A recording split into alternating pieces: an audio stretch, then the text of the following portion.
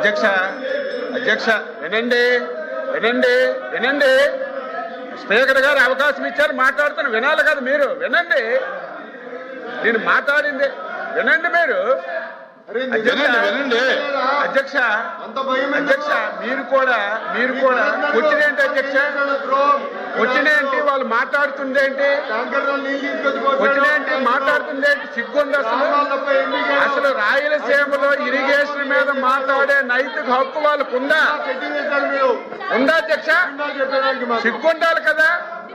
రాయలసీమలో ఇరిగేషన్ ప్రాజెక్టుల మీద మాట్లాడే నైతిక హక్కు వైసీపీకి ఉందా? అసలు ఆ నాయకులకు ఉందా? వాళ్ళు మాట్లాడలేదు అధ్యక్ష.